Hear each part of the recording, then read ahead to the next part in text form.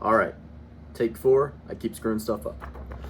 Here is a graph of our data from the preliminary analysis. This shows the average beak height of Geospizifortis across 3 different Galapagos islands, Baltra, Floriana, and San Cristobal.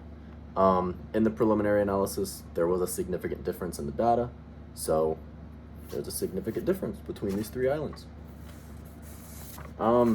And then the next graph I have is what we expect the relationship of rainfall to be compared to beak height on the island San Cristobal. So we expect that as the amount of rainfall goes up, the beak height of Geospizifortis will go down. After drawing this, I realized how drastic of a decline that is. So maybe it might not quite be that much, but it'll probably be something closer to like that, maybe.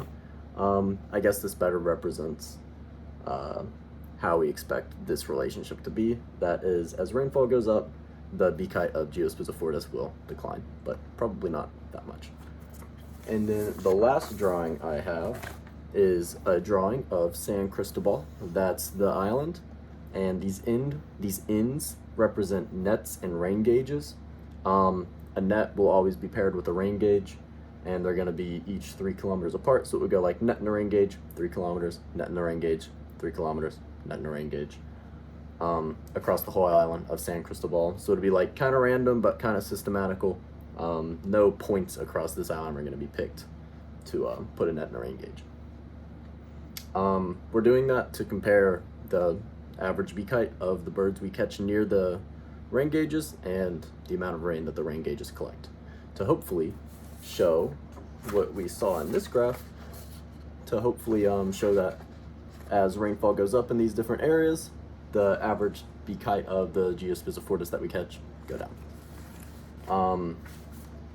Also, another note, this probably isn't accurate, like the like 1, 2, 3, 4, like this portion of San Cristobal probably isn't 12 kilometers long.